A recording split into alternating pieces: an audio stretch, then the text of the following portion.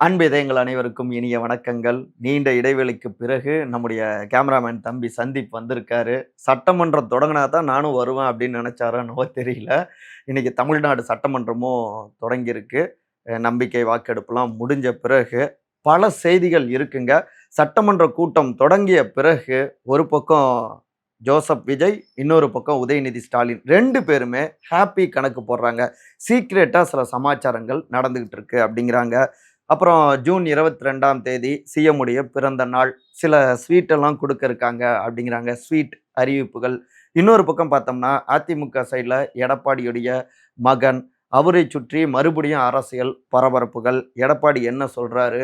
அப்புறம் சிவி சண்முகம், விஜயபாஸ்கர், பல செய்திகள் இருக்கு. விரிவா இந்த புதிய இடத்துல, புதிய இடம்னா நம்ம வீடு தான். ஆனா ஒரு புது ஃப்ரேம் அப்படி வச்சுக்கலாம். இந்த பின்னணிகளை நம்ம விரிவாக இளங்கோவன் எக்ஸ்பிரஸ்ல அலசலாம். நான் உங்கள் சகோ சே த இளங்கோவன். நிகழ்ச்சிக்கு போகலாம்.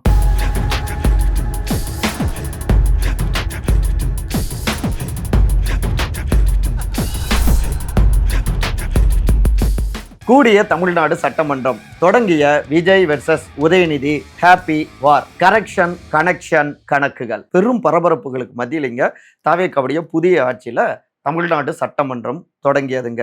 ஜூன் 18ஆம் தேதி இன்றைக்கு வியாழக்கிழமை காலையிலேயே தொடங்கினது. என்ன ஏதாவது அரசியல் சம்பவங்கள்லாம் காத்திருக்கு அப்படின்லாம் சொல்லப்பட்டது இல்லையா? அதுக்கேற்ற மாதிரியே பிரதான எதிர்க்கட்சி திமுக எதிர்க்கட்சி தலைவர் திரு உதயநிதி ஸ்டாலின் அவருடைய தலைமையில் திமுகவுடைய எம்எல்ஏக்கள்லாம் கருப்பு பேட்ச் எல்லாம் அணிஞ்சிட்டு வந்தாங்க. கையில் இந்த பதாதைகள்லாம் ஏந்திருந்தாங்க. வாயை திறங்க சிஎம் அப்படின்லாம். ஏன்னா சட்டம் ஒழுங்கு சிக்கல்கள் நிறைய அதிகரிச்சிருக்கு இல்லையா இந்த 30 நாட்கள்ல. ஸோ இது சம்மந்தமாக நீங்கள் ஏன் பேசவே மாட்டேங்கிறீங்க, தடுக்க தவறிட்டீங்க அப்படின்னு கண்டனங்களை பதிவு செய்தபடியே தான் அவங்க சட்டமன்றத்துக்கும் வந்திருந்தாங்க. அதே நேரத்தில் இங்க சட்டமன்றத்தில் பார்த்தோம்னா எந்த பாடல் முதல்ல இசைக்கப்படும் அப்படின்னு ஒரு எதிர்பார்ப்பு இருந்துகிட்டு இருந்தது. ஆனால் இந்த முறை நம்முடைய தமிழ்தாய் வாழ்த்து முதல்ல இசைக்கப்பட்டதுங்க. எல்லோருக்குமே மகிழ்ச்சி தான். அடுத்து பார்த்தோம்னா நம்முடைய தேசிய கீதம் இசைக்கப்பட்டது.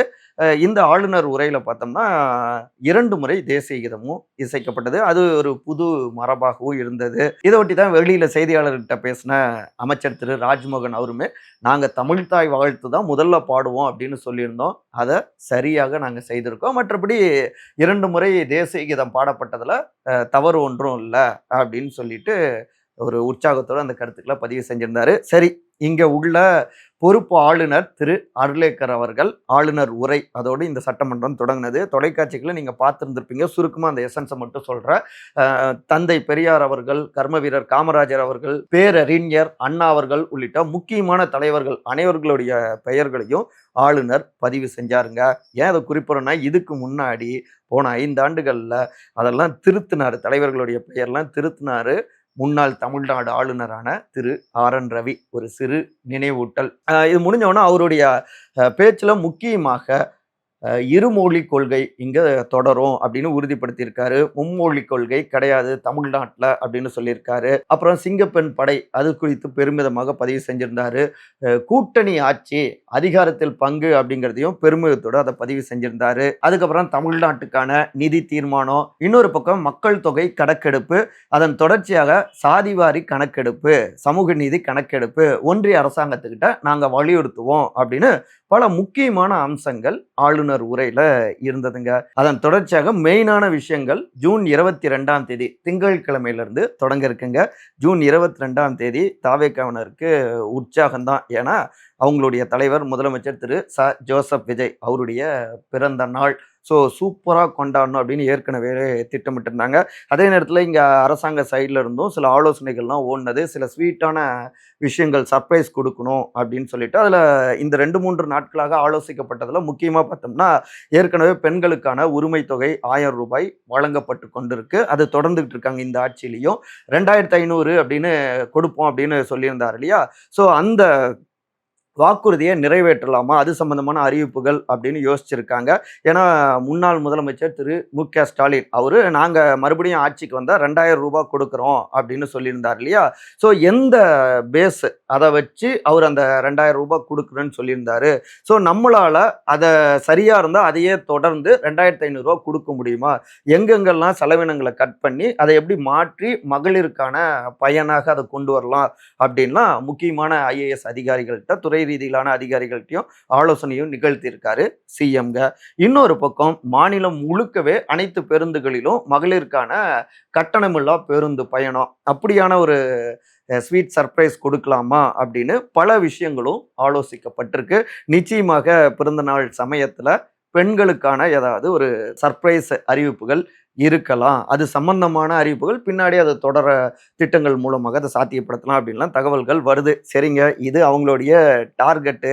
சரி, இன்னைக்கு நடந்த விஷயங்கள் சட்டமன்றத்தை ஒட்டி என்ன அப்படின்னா, இன்றைய சட்டமன்றம் முடிஞ்ச உடனே வெளியில செய்தியாளர்கள்ட்ட எதிர்க்கட்சி தலைவரான திரு உதயநிதி ஸ்டாலின், எங்க கிரைம் ரேட்லாம் அதிகரிச்சுக்கிட்டு இருக்கு, சிஎம் வாய் திறக்கவே மாட்டேங்கிறாரு, அப்புறம் இந்த அரசாங்கத்துடைய அறிவிப்புகள் எல்லாமே ஸ்டிக்கர் காப்பி பேஸ்ட் அப்படியாகத்தான் இருக்கு. அப்புறம் இந்த அரசாங்கத்தை பொறுத்த வரைக்கும் ஆளுநர் எப்படி உடனடியாக அப்படியே எல்லாவற்றையும் அக்செப்ட் பண்ணி பேசியிருக்காரு. ஏன்னா எங்களுடைய ஆட்சியில இதுக்கு முன்னாடி இருந்த ஆளுநர் பல திருத்தங்கள் கொடுத்துக்கிட்டே இருந்தாரு. இதை பேச மாட்டேன் அதை பேச மாட்டேன்னு எவ்வளோ பிரச்சனைகள். ஆனா இப்ப ஸ்மூத்தா ஆளுநர் எல்லாவற்றையும் உரையில வெளிப்படுத்தியிருக்காருன்னா அப்ப புரிஞ்சுக்கோங்க, பாஜகவுக்கும் தாவேக்காவுக்கும் கனெக்ஷன் இருக்கு அப்படின்னு அந்த ரூட் எடுத்திருக்காரு திரு உதயநிதி ஸ்டாலின்க. அது மட்டும் இல்லாம 69 விழுக்காடு இடஒதுக்கீடு, அப்புறம் இருமொழி கொள்கை, இன்னொரு பக்கம் தேசிய கல்விக் கொள்கை எதிர்ப்பு, நிலுவையில் இருக்கக்கூடிய கல்வி நிதி கேட்டு கோரிக்கை, வறுமை இல்லா தமிழ்நாடு, உயர்நீதிமன்றத்தில் தமிழ் வழக்காடு, சென்னையில் உச்சநீதிமன்ற கிளை, கீழடி உள்ளிட்ட அகழ்வாராய்ச்சிகள், இவை அனைத்தும் எங்களுடைய அரசனுடைய திட்டங்கள், சாதனைகள், கோரிக்கைகளை தான் மீண்டும் இவங்க படிச்சிருக்காங்க. அதாவது ஸ்டிக்கர் ஒட்டியிருக்காங்க, காப்பி பேஸ்ட் ஸ்டிக்கர் தான், ஆனாலும் நாங்கள் சிறப்பாக செஞ்சுருக்கோம் அப்படிங்கிறது இவங்களே ஒப்புக்கொண்டது போல அப்படின்னு அந்த ரூட்ல அட்டாக் பண்ணியிருந்தாருங்க. அதாவது இதுக்கு முன்னாடி ஆளுநர் மூலமாக சென்ட்ரல் கவர்மெண்ட் குடைச்சல்களை கொடுத்துட்டு இருந்தாங்க. ஆனா இந்த புதிய அரசாங்கத்துக்கிட்ட அப்படியே ஆளுநர் அவங்க கொடுத்த அந்த உரையை அப்படியே வாசிச்சிருக்காருன்னா அவங்களுக்கும் ஒன்றிய அரசாங்கத்துக்கு பாஜகவுக்கு இடையில ஸ்மூத்தான ரிலேஷன்ஷிப் ஸ்டார்ட் ஆயிருக்கு. முதலமைச்சர் டெல்லி போயிட்டு பிரதமர் திரு நரேந்திர மோடி அவரை பார்த்துட்டு வந்தார் இல்லையா, அதுக்கு அந்த நேரத்தில் சில டீலிங்லாம் முடிஞ்சிருக்கு. ஸோ அதை ஒட்டி இவங்க ஸ்மூத்தாக போகிறாங்க. அப்போ இவங்க பாஜகவுடைய பி டீம் தான் அப்படிங்கிற அந்த பரப்புரையை, அந்த டெல்லி அட்டாக்கு டெல்லிக்கு சப்போர்ட் பண்ணுற டிவிகே அப்படிங்கிற ரீதியில் இவங்களை எதிர்த்து களமானா நிச்சயமாக டிஎம்கே ஸ்கோர் பண்ணலாம் அப்படிங்கிறது தான் இப்போதைக்கு எதிர்க்கட்சி தலைவருடைய அஜெண்டாவாக இருக்குங்க. இதையே பாசிட்டிவா பார்க்குறாங்க ஆளும் டிவிகே தரப்பு, குறிப்பாக முதலமைச்சர் திரு ஜோசப் விஜய். இதுக்கு முன்னாடி சென்ட்ரல் கவர்மெண்ட் பெருசா தமிழ்நாட்டுக்கு எதுவும் பண்ணல. ஆனா நாங்கள் வந்த உடனே பாருங்க, ஆளுநரே அந்த உரையை அப்படியே வாசிக்கிறாரு. அப்ப தமிழ்நாட்டுக்காக எப்படி பேசுவதை பேசி வேண்டியதை வாங்கிக்கணும், தமிழ்நாட்டு நலனுக்கு அப்படிங்கிறத நாங்கள் புரிஞ்சு வச்சிருக்கோம். நாங்கள் வந்த உடனே தமிழ் தாய் வாழ்த்து சொன்னது போலவே இப்போ மறுபடியும் முதலாவது நாங்கள் பாடிட்டோம். அது மட்டும் இல்லாமல் இருமொழி கொள்கை உள்ளிட்ட பலவற்றிலும் இந்த மண் சார்ந்த அரசியலை தான் தூக்கி பிடிக்கிறோம். அதனால தான் கூட்டணி கட்சியினரும் எங்களோடு நெருக்கமாக இருக்காங்க. சுருக்கமாக சொல்லணும்னா, இதுக்கு முன்னாடி இருந்த திராவிட ஆட்சி, திமுக ஆட்சி, திராவிடம்னு பேசி பெரியார்னு பேசி மக்களுக்கு எதையும் பெருசா செய்யலை. உண்மையான பெரியார் கொள்கை, உண்மையான திராவிட அரசியல், உண்மையான தமிழ் தேசிய அரசியல் ரெண்டுமே எங்களுடைய கண்கள்னு சொன்னோம் இல்லையா, அதை தாவேக்கா கொடுக்கும் அப்படிங்கிறத இந்த முதல் கூட்டத்திலேயே நாங்கள் நிரூபிச்சிருக்கோம் அப்படின்னு அவங்க பெருமையாக பேசிக்கிறாங்க. திமுகவை பொறுத்த வரைக்கும் முந்தைய ஆட்சி கலெக்ஷன் நிறையா பண்ணியிருந்தாங்க, கரப்ஷன் நிறையா இருந்தது அப்படின்னு அட்டாக் பண்ணுறாங்க. அதே நேரத்தில் டிஎம்கேவை பொறுத்த வரைக்கும் பிஜேபியோடு டிவிகேவுக்கு கனெக்ஷன் இருக்குது அப்படிங்கிறாங்க. ஸோ ரெண்டு தரப்பு இப்படி மாறி மாறி கரப்ஷன் கனெக்ஷன்னு ஸ்மூத்தாக அவங்களுடைய வார தொடங்கியிருக்காங்க. பார்ப்போம் என்ன நடக்குதுன்னு. சரி, எதிர்க்கட்சி தலைவர் இல்லை முன்னாள் எதிர்க்கட்சி தலைவர் அவர் ஒரு சில விஷயங்களை பரபரப்பாக பேசியிருக்காரு. பார்ப்போம் அடுத்த செக்மெண்ட்ல. அரசியலில் எடப்பாடியின் மகன், ரகசிய கூட்டம் மீண்டும் சீண்டும், சிவி சண்முகம் யோசிக்கும் விஜயபாஸ்கர். ஒரு பக்கம் டிவிகே வெர்சஸ் டிஎம்கே அப்படின்னு சட்டமன்றம் தொடங்கிய பிறகு வார் தீவிரம் அடைஞ்சிருக்கு. அதே நேரத்தில் இன்னொரு பக்கம் நாங்களும் இந்த களத்தில் இருக்கோம் அப்படின்னு அதிமுகவை சுற்றி எக்கச்சக்கமான பரபரப்புகள். அதிமுகவுடைய பொதுச் செயலாளர் திரு எடப்பாடி பழனிசாமி அவருமே இந்த ஆட்சியில் நிறைய சட்டம் ஒழுங்கு சீர்கெட்டு இருக்கு, சரியில்லை, அது சம்பந்தமாலாம் எதுவுமே இல்லை அப்படின்னு ஆளுநர் உரைக்கு பிறகு அவரு செய்தியாளர்கள்ட்ட ஓப்பனாகவே பேசியிருந்தாருங்க. அரசாங்கத்தை விமர்சிச்சிருந்தாரு, தாவேக்கா அரசாங்கத்தை. ஆனா இதுல முக்கியமா பார்க்கறது என்னன்னா, வழக்கமா அவர் ப்ரெஸ் மீட்லாம் கொடுக்குறப்ப, செய்தியாளர்களை சந்திக்கிறப்ப கூட முன்னாள் அமைச்சரான திரு எஸ்பி வேலுமணி அவங்க டீம் இருப்பாங்க. ஆனா இந்த முறை மிஸ்ஸிங். அதுல முக்கியமா பத்திரிகையாளர்கள்ட்ட ஒண்ணு சொன்னாரு. என்னுடைய மகன் மிதுன் அவர்கள பொறுத்தவரைக்கும் சாதாரணமான ஒரு உறுப்பினர் மட்டும் தான் அதிமுகல. மற்றபடி அரசியல்லாம் அவரு இல்ல. தொடர்ந்து ஊடகங்கள்ல, பத்திரிகைகள்ல இப்படிலாம் பேசப்பட்டு கொண்டிருக்கு. அது இல்ல அப்படின்னு மறுத்திருக்காருங்க. சரி, ஏன் இந்த ரூட் எடுத்தாரு? இப்படி ஓப்பனா பேசினாரு அப்படின்னு விசாரிச்சப்ப, இங்க தொடர்ந்து ஒவ்வொருத்தரா ராஜினாமா பண்ணிட்டு இருக்காங்க. இப்ப கூட லேட்டஸ்ட்டா திரு விஜயபாஸ்கர் முன்னாள் அமைச்சர் அவரு ராஜினாமா பண்ணியிருந்தாரு. கட்சியுடைய கூடாரத்த டார்கெட் செஞ்சு அமைச்சர் திரு ஆதவ் அர்ஜுனா டீமு அ கலைக்க பார்க்குறாங்க. அந்த பக்கம் தாவேக்காக்கு ஹைஜாக் பண்ணிக்கிட்டு இருக்காங்க. நம்பகத்தன்மையே இல்லாம இருக்கு. ஸோ மகன இளைஞர் அணி சார்ந்தோ, இல்ல ஐடி அணியில வந்து நம்ம கொண்டு வந்துட்டா நெறைய பாசிட்டிவான விஷயங்கள் இருக்கு அப்படின்னு சொல்லப்பட்டிருந்தது. அதனால தான் முன்னாள் அமைச்சரான திரு கே.பி. முனுசாமி மூலமாக இந்த காஞ்சிபுரம் மீட்டிங்ல அந்த ஆலோசனை கூட்டத்துல பல்ஸும் பார்த்தாங்க. ஆனா இது இன்னொரு பக்கம் வேற மாரி ட்ரிகர் ஆகிடுச்சு. இங்கேயும் வாரிசு அரசியலா அப்படின்னு சாதாரணமான தொண்டர்கள், அடிமட்டத்துல இருக்கக்கூடிய தொண்டர்கள்லாம் கொதிக்க ஆரம்பிச்சாங்க. ஸோ நெகட்டிவ் ஆகிடும் அப்படின்னும் மறுபடியும் அதாவது திமுக மாதிரி நம்மளையும் பார்க்க ஆரம்பிச்சிருவாங்க. அது தாவேக்காவுக்கு நாமளே தீனி போட்ட மாதிரி ஆகிடும் அப்படின்னு ஆலோசனைகள் வர, அங்க சென்ட்ரல்ல இருந்துமே பொறுமையா இருங்க, இது சரியான மூவ் கிடையாது அப்படின்னும், இந்த பக்கம் கொஞ்சம் சப்போர்ட்டா இருக்கிற அமமுக அவங்களுமே கொஞ்சம் அப்படியே முணுமுணுக்க, அதுக்கப்புறம் தான் அதுக்கு ஒரு முற்றுப்புள்ளி வைக்கலாம். ஏன்னா இதை கையில் எடுத்து தான் முன்னாள் அமைச்சரான திரு சி.வி. சண்முகமும் சீற்றத்தை இன்னும் அதிகரிச்சிட்டு இருக்காரு இல்லையா? ஸோ அதெல்லாம் ஸ்டாப் பண்ணும் அப்படின்னு தான் இப்படி பேசினாருங்கிறாங்க ரத்தத்தின் ரத்தங்கள். சரி, சி.வி. சண்முகம் அவர்கள் மீது ஏன் நடவடிக்கை எடுக்கல அப்படின்னா, அவரு தொடர்ந்து சீண்டிக்கிட்டே இருக்காரு இல்லையா? எடப்பாடி அவர்களுக்கு எதிரா பேசிக்கிட்டே இருக்காரு இல்லையா? அப்ப அவருடைய நோக்கம் என்னன்னா, இப்படிலாம் நம்ம பேசுனோம்னா, இவங்க அதிமுகல இருந்தே ஆக்ஷன் எடுக்கலாம். இல்ல கட்சியை விட்டு அவங்க தூக்கலாம்.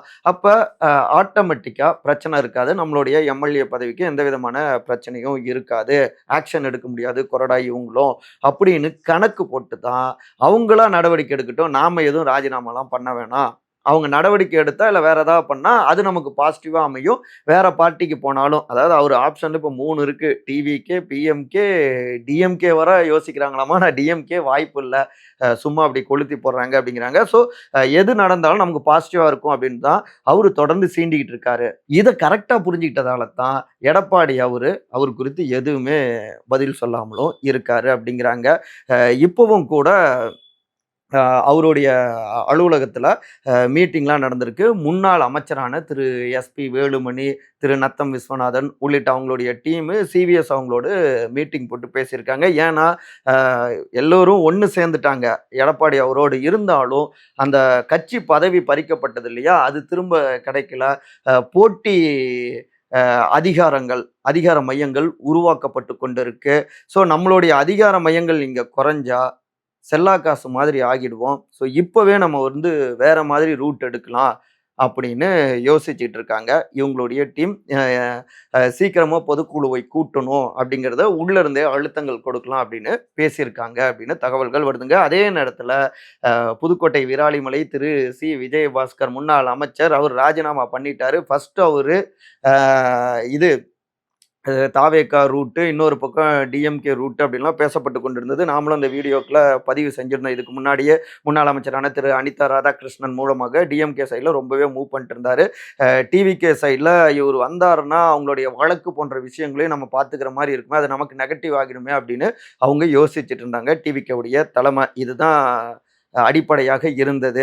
இதுல லேட்டஸ்டா என்ன அப்படின்னா, இவர் டக்குன்னு ராஜினாமா பண்ணிட்டாரு. 2 கட்சி சைட்லுமே என்னங்க அவசரப்பட்டு ராஜினாமா பண்ணிட்டீங்க அப்படின்னு சொல்லியிருக்காங்க. முக்கியமா டிவிகேவை பொறுத்த வரைக்கும் விஜயபாஸ்கர் அவரு இங்க எம்எல்ஏ பதவியை ராஜினாமா பண்ணிட்டு அங்க நின்று வெற்றி அடைஞ்சா அமைச்சர் பதவி வேணும் அப்படின்னு எதிர்பார்ப்புல இருந்துட்டு இருக்காரு. அந்த டீலிங்க போட்டிருக்காங்க அப்படிங்கிறாங்க. ஆனா டிவிகே சைட்ல இருந்து இல்லைங்க, நீங்க வாங்க, இங்க எம்எல்ஏ பதவி கூட கொடுக்கலாம், அந்த மறுபடியும் நிக்க சொல்லலாம், ஆனா பெருசா அமைச்சர் பதவி அப்படிங்கிறதுலாம் வாய்ப்பு இல்லை, எங்களுடைய கட்சியினருக்கு தான் முக்கியத்துவம் அப்படின்னு இங்க சொன்னதால இந்த சைடு கொஞ்சம் பேசியிருக்காங்க. டிஎம்கே சைடில் அங்க நீங்க இங்க வந்தாலும் இடைத்தேர்தல்லாம் முடிஞ்ச பிறகு தான் அபிஷியலா சேர்த்துக்கிற மாதிரி இருக்கும். ஏன்னா, இத கையில எடுத்துக்கிட்டு பாருங்க குதிரை பேரம்ன்னு டிஎம்கே பேசிட்டு இருக்காங்க. இப்ப அவங்களே ஒரு எம்எல்ஏவ அதிமுகலருந்து அவங்க கட்சி பக்கம் எடுத்துக்கிட்டாங்கன்னு, கெட்ட பேர் வந்துரும் அப்படின்னு கராரா மறுத்திருக்காரு திமுகவுடைய தலைவர் திரு மு.க. ஸ்டாலின் அப்படிங்கிறாங்க.